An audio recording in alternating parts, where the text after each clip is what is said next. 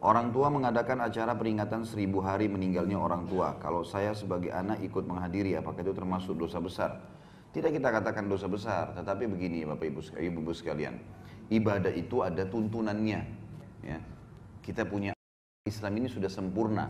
Al-Quran sudah lengkap, sunnah-sunnah Nabi sudah lengkap. Yang kita kerjakan yang ada panduannya saja. Tidak usah ditambah-tambah. Acara kematian, kalau ada orang mati, maka dianjurkan bertakziah selama 3 hari. Bertakziah, apa itu takziah? Meringankan kesedihan keluarga mayit. Kesedihan mereka, keluarga mayit. Jangan difahami ya, kalau orang takziah untuk mayit. Kenapa banyak orang kalau lagi takziah ibu-ibu sekalian baca yasin, baca tahlilan. Kenapa mereka baca itu di acara kematian? Karena mereka anggap ini untuk orang matinya. Ini pemahaman yang keliru. Takziah itu artinya meringankan kesedihan orang yang sedang ditinggal mati, keluarganya, kan gitu. Jadi kita disunnahkan bawa makanan.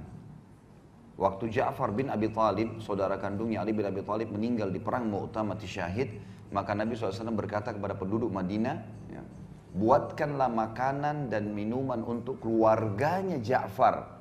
Bukan Ja'far, Ja'far sudah mati. Yang mati ini setiap saat kita doain, bukan di hari itu.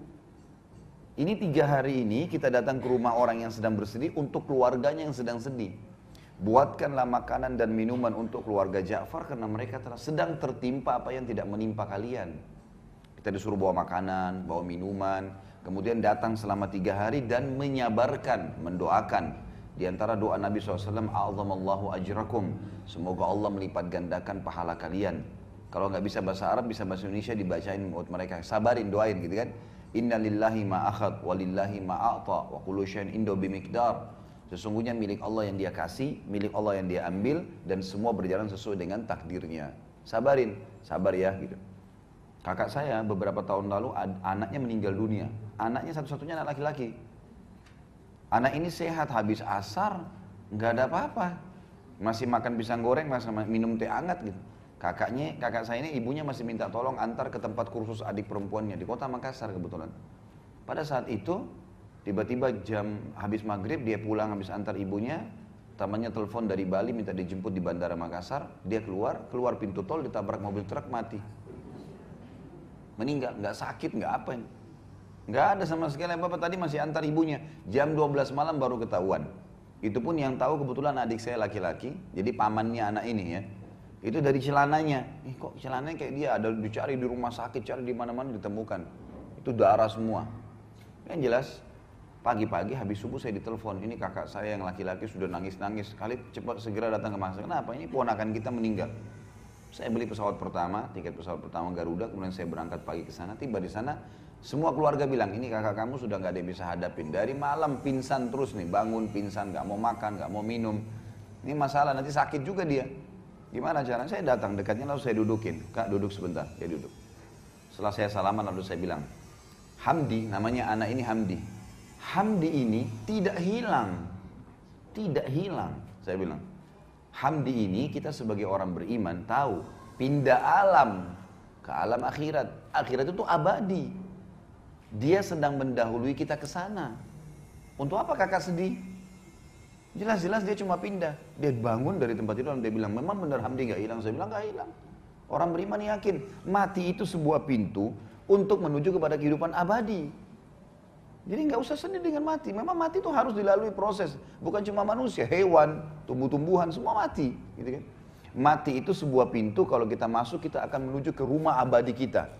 Cuman di sana ada surga atau neraka, baik atau buruk gitu kan. Penentuannya sekarang. Jadi jangan anggap anak ini hilang. Yang penting, seperti ibaratnya saya bilang sama kakak saya, seperti saya sama kakak mau ke Surabaya nih dari Makassar. Kebetulan tiketnya Hamdi jam 9 pagi, saya sama kakak jam 3 sore.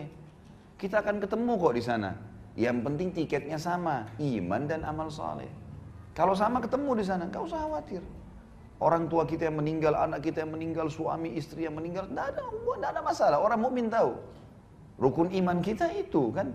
Rukun iman itu ada 6 diantaranya iman kepada hari kiamat. Kematiannya, alam barzahnya, hisabnya, surga nerakanya, panjang lebar itu. Kalau ibu-ibu ikutin ceramah saya di YouTube, Kitab Minhajul Muslim, tulis saja tanda-tanda hari kiamat. Atau tentang surga dan neraka. Ada panjang lebar saya ceritain masalah itu. Jadi kita harus paham tentang poin-poin seperti ini. Kalau orang meninggal, ya yang kita lakukan adalah kita bertakziah kepada mereka, keluarganya. Sementara si mayit, ya, itu 3 hari maksimal ya. Nabi kerjakan 3 hari. Jadi nggak ada hari ke-7, hari ke-1000, hari ke-40, ini nggak ada semua. Ini mengikuti acaranya orang-orang Nasrani. Kalau ada ibu-ibu di sini mungkin pernah mu'alaf dari Nasrani pasti tahu, gitu kan?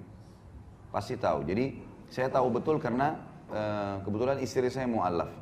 Non muslim, tadinya Nasrani masuk Islam. Kemudian di acara keluarganya di daerah Manado itu luar biasa kalau kematian. Hari ke-3, hari ke-7, hari ke-40, hari ke-1000 mereka main gaple di situ, mereka makan, mereka semua pesta-pestaan. Orang Islam nggak ada hubungannya dengan itu. Nggak ada hubungannya sama sekali, kita nggak ada hubungannya, kita punya syariat sendiri. Takziah 3 hari maksimal dan sabarin, bawain makanan, pulang. Jangan duduk di situ. Gak usah lama-lama, Nabi SAW dalam 1 hari bisa datang sampai 3-4 kali ke rumah orang yang sedang bersedih. Baik, untuk si mayit, apa yang kita lakukan? Perbanyak amal buat dia. Beristighfar untuknya, dan itu setiap saat. Selama kita hidup, kita selalu beristighfar untuk dia. Ya Allah, ampuni dia, rahmati dia, jadikan kuburannya taman dari taman surga. Terus, bersedekah buat dia. Ada masjid lagi dibangun, kita sumbang atas nama si mayit. Itu boleh, nggak masalah. Sumbangkan Quran di masjid atas nama dia, ya. Apapun yang bersifat amal jariah, pembangunan jalan lah, penggalian sumur lah, apa saja yang bisa jadi kebaikan buat dia. Dan masuk dalamnya juga haji dan umroh. Karena pernah memang ada ada seorang sahabat datang kepada Nabi SAW dan berkata, ya Rasulullah, ayah saya sudah meninggal. Yang satu bilang ayah saya sudah lumpuh total, gak bisa lagi safar. Tapi belum pernah haji dan umroh, bisa saya haji umrohkan? Kata Nabi SAW, haji dan umrohkanlah. Jadi boleh dihajikan dan diumrohkan, gitu kan? Di yayasan saya misalnya, saya buat program, setiap tahun tuh banyak sekali jemaah yang ikut. Untuk haji itu $1.500, 1.500 US. Nanti kami kasih ke mahasiswa-mahasiswa di sana, mahasiswa kita Indonesia yang di Madinah, kasih mereka, nanti mereka hajikan. Ya. Gitu kan? Kalau umroh itu kalau tidak salah ya sekitar $300. Jadi ibu-ibu biar tidak mampu untuk umrohkan, hajikan orang tua, bisa melalui orang-orang ini gitu. Bisa kita pakai tenaga-tenaga mereka, asal orang terpercaya. Nah, banyak juga ini orang-orang kita, karena pas masuk di hotel di Mekah, apalagi kalau yang ikut pemerintah ya, kalau ONH Plus biasanya dijaga tuh. Kalau yang ikut pemerintah ini karena buildingnya terbuka, banyak orang Bangladesh, banyak orang India masuk, nawar-nawarin badal haji. 1 kali haji 50 real. Ini nggak benar ini, nggak ada 50 real. Bagaimana caranya haji 50 real? Dia kumpul sampai 100 orang tuh. 1 kali haji 100 orang, gimana caranya?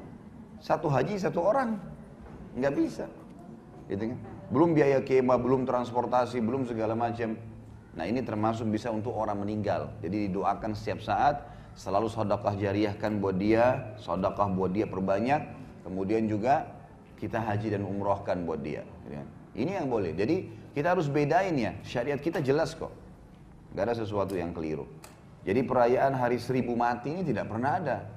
Setiap hari kita ingat dia, bukan hari ke-1000. Setiap hari kita sedekah, setiap hari kita doain, setiap detik kita doain. Ingat ibu kita langsung, ya Allah ampuni rahmati. Ingat ayah kita, ya Allah ampuni dan rahmati. Setiap saat anak kah, saudara kah, setiap saat kita doakan. Karena tradisi seperti ini adalah tradisi orang non muslim yang ditarik ke Islam.